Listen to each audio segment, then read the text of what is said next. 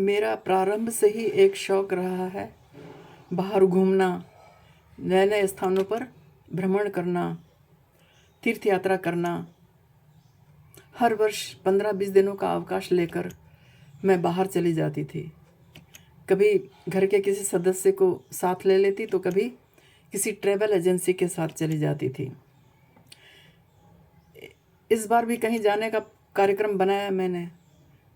इस बात से गुरुदेव को अवगत भी करवाया। उस समय गुरुदेव आश्रम के बाहर ही खड़े थे। मेरी बात सुनकर उन्होंने मुझसे एक प्रश्न किया, तीर्थ यात्रा से क्या लाभ होता है कुसुम? मैं इस प्रश्न के लिए तैयार नहीं थी। मुझे कोई उत्तर सूझा भी नहीं, इसलिए मैं चुप रही। थोड़ी देर के पश्चात गुरुदेव ने स्वयं ही कहा,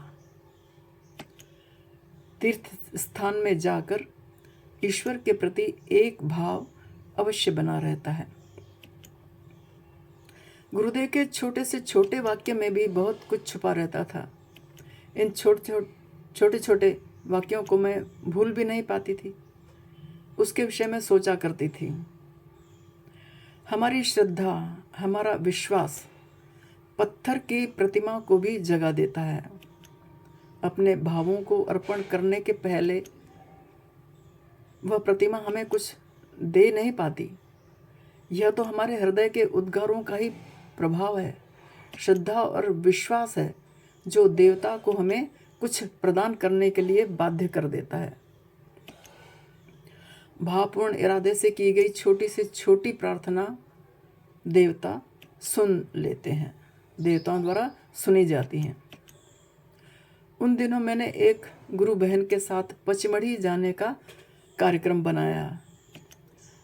पचमढ़ी मध्य प्रदेश का एक छोटा सा हिल स्टेशन है। बड़ा ही रमणीक एवं सुंदर स्थान है।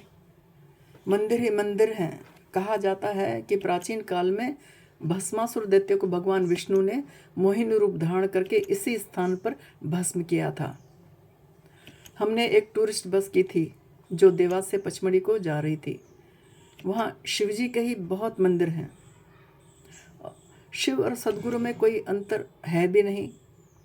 दोनों एक दूसरे के पर्याय हैं। दोनों में किसी प्रकार का कोई भेद नहीं है। हर मंदिर में दर्शन करते हुए गुरुदेव की स्मृति बनी रहती थी। अपने अपने अनुभवों को हम आदान प्रदान कर रहे थे। दूसरे दिन चौरागढ़, चौड़ा महादेव जिसको कहते हैं, दर्शन करने जाना था। काफ़ी चढ़ाई थी, लगभग पूरा दिन उसी में लगना था। हमने एक जीप की थी चौरागढ़ जाने से पहले, जिसमें हम दोनों के अतिरिक्त 5-6 यात्री और भी थे। उनमें 15-16 साल का एक किशोर भी था जो बड़ा ही हंसमुख था। लंबा छरहरा बदन, गेहुआ रंग और मिलनसार। सीढ़ियों की चढ़ाई प्रारंभ हो गई। सीढ़ियों के दोनों ओर बड़े बड़े त्रिशूल गड़े हुए थे, मानो शिवजी ने भक्तों की रक्षा के लिए अपने आयुध पहले से ही भेज दिए हों। लगभग 5-6 घंटे की चढ़ाई थी। हमने अभी आधी दूरी ही तय की थी कि जोरों से बारिश होने लगी। घने बादलों से आकाश भर गया। कई यात्री पीछे रह गए थे। उस दिन मैंने सफ़ेद रेशमी वस्त्र धारण कर रखे थे। रेशमी होने के कारण पानी में भीग कर वे शरीर से चिपक से रहे थे। मुझे बड़ा ही संकोच तथा लज्जा सी महसूस हो रही थी। मेरे जीवन में इससे पहले कभी ऐसी स्थिति आई ही नहीं थी। कहीं रुककर समय नष्ट करना भी नहीं था। बारिश के रुकने का भी इंतज़ार करना व्यर्थ था। समय सीमित था। दर्शन करके वापस लौटना था। बड़े ही असमंजस की स्थिति में आ पहुँचे थे हम। दर्शन करके समय पर नीचे पहुँचना था, यह बहुत ज़रूरी था। बस एक ही उपाय रह गया था, भोले भंडारी से प्रार्थना करना। मेरे हृदय से मुख याचना निकल रही थी। वैसे तो यह बहुत ही मामूली सी बात है, लेकिन उस परिस्थिति में मुझे यह बड़ी विपत्ति लग रही थी। कुछ समय में लोगों की भीड़ पीछे से आने वाली थी। जिसका हमें सामना करना था, बड़ी हंसी का पात्र बन जाती मैं। हमने अपने कदमों को तेज कर दिया। मेरा हृदय पुकार पुकार कर ईश्वर से प्रार्थना कर रहा था, प्रभु मेरी लाज रखो। मेरी गुरु बहन मेरे साथ जो थी, उसे भी मेरी परिस्थिति भली भांति समझ में आ रही थी। थोड़ी देर में हम मंदिर का शिखर दिखाई दिया। हमें उत्साह बढ़ा, गति में और तेजी आ गई। लगभग दौड़ते हुए हमने मंदिर में प्रवेश कर लिया। सामने ही आशुतोष भगवान शंकर की बड़ी ही सुंदर विशाल प्रतिमा। नतमस्तक होकर मैं भोलेनाथ भगवान शंकर को के चरणों में गिर गई। प्रभु आप ही मेरी लाज रखेंगे। मेरी आंखों में उस वक्त आंसू थे। थोड़ी देर की स्थिति में मैं वैसी ही पड़ी रही। कुछ देर के पश्चात प्रणाम करके मैं जैसे ही खड़ी हुई, पीछे से एक आवाज़ आई, दीदी ये जैकेट पहन लीजिए। पीछे मुड़कर मैंने देखा तो हम दोनों उसे पहचान गए। वही सांवला सलोना किशोर मुस्कुराता हुआ खड़ा था। उसके हाथों में एक लंबे नीले रंग का जीन्स का जैकेट था, लंबा जैकेट था। वह मुझसे कह रहा था, दीदी यह जैकेट पहन लीजिए। मुझे तो उस समय वह लड़का देवदूत सा दिखाई दिया। मैंने तुरंत वह जैकेट उसके हाथ से लेकर पहन लिया, जो मुझे बिल्कुल फिट आया, जैसे कि मेरे ही लिए वो बनाया गया हो। बड़ी राहत महसूस हुई।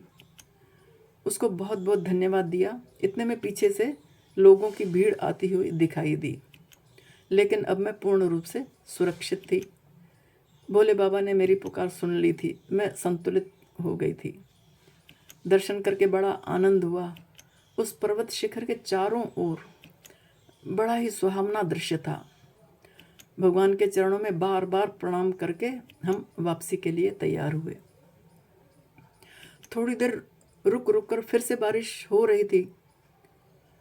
रास्ते में जहाँ कहीं छोटी सी चाय की दुकान मिल जाती, हम अंगीठी के पास जाकर उस जैकेट को सुखा लेते, ताकि होटल पहुंचकर उस लड़के को वह जैकेट लौटा सकें।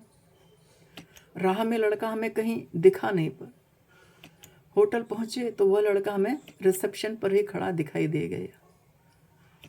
मैंने हंसते हुए जैकेट उसकी तरफ बढ़ाया और उसे बहुत बहुत धन्यवाद दिया। लेकिन आश्चर्य, उसने कहा यह जैकेट मेरा नहीं है। मैंने उससे कहा तुमने ही तो यह जैकेट मुझे मंदिर में दिया था ऊपर। उसने कहा नहीं, मैंने आपको नहीं दिया था। ऐसा जैकेट तो मैं पहनता ही नहीं हूँ और यह मेरी माप का भी नहीं है। ऐसा कहकर वह वहाँ से चला गया। हम दोनों हैरान थे, आश्चर्य में थे कि धोखा मेरी आंखों को हो सकता है, लेकिन हम दोनों को एक ही प्रकार का धोखा हो यह असंभव था। हम तो सोच में पड़ गए कि वह जैकेट देने वाला लड़का कौन था। ऐसे नाजुक समय पर हमारी सहायता करने वाला कौन था। उस हंसमुख सांवले सलोने लड़के के रूप में कहीं स्वयं गुरुदेव तो नहीं थे, या फिर भोले भंडारी शिव जी की कोई लीला थी वह। मेरे कानों में बार बार वही मधुर आवाज़ गूंज रही थी, दीदी यह जैकेट आप पहन लीजिए। हमारे परम गुरुदेव स्वामी विष्णु तीर्थ जी महाराज का सूक्ष्म लोक में विचरण होता रहता था। उन्होंने अपने योग बल के आधार पर स्वामी परमानंद तीर्थ जी, हमारे आदि गुरु परमानंद तीर्थ जी महाराज जी को साधन धाम में समाधि में लीन देखा था, तथा साथ ही साथ जगत के कल्याण के लिए वे संसार में भी विचरण कर रहे थे। एक साथ उनके दो रूप कार्य कर रहे थे। गुरु तत्व की महिमा अपरंपार है। सिद्ध महापुरुष एक साथ कई रूप धारण कर सकते हैं। गुरुदेव के एक वरिष्ठ सन्यासी की बात मुझे याद आ रही थी, जिन्होंने बताया था कि एक शक्ति संपन्न महापुरुष अपने संकल्प शक्ति के बल पर अपने सभी कार्य संपन्न कर सकता है। शिवम तीर्थ महाराज जी के साथ भी ऐसा ही हुआ था, पंजाब के एक साधक के साथ। उसमें भी उन्होंने गुरु जी के 3 रूपों के दर्शन किए थे। गुरुदेव जैसे सिद्ध और समर्थ महापुरुष ने यदि हमारी पुकार सुनी भी होगी, तो इसमें कोई आश्चर्य नहीं है। ईश्वर और साधु संतों को हृदय का अनुराग ही पसंद आता है। भक्ति के भाव से भरा हृदय हो, निष्काम भाव हो, उन्हें सोने चांदी और धन दौलत से कोई वास्ता नहीं होता। किसी ने ठीक ही कहा है, झूठी बुलंदियों का धुआं पार करके आ, झूठी बुलंदियों का धुआं पार करके आ, कद नापना है मेरा तो छत से उतर के आ। सोने का रथ फकीर के दर तक नहीं जाएगा, अगर कुछ मांगना है हमसे तो नीचे उतर के आ। गुरुजी से हमें अगर कुछ प्राप्त करना ही है तो उनके चरणों में हमें झुकना ही होगा, उनके चरणों के प्रति हमें समर्पित होना ही होगा।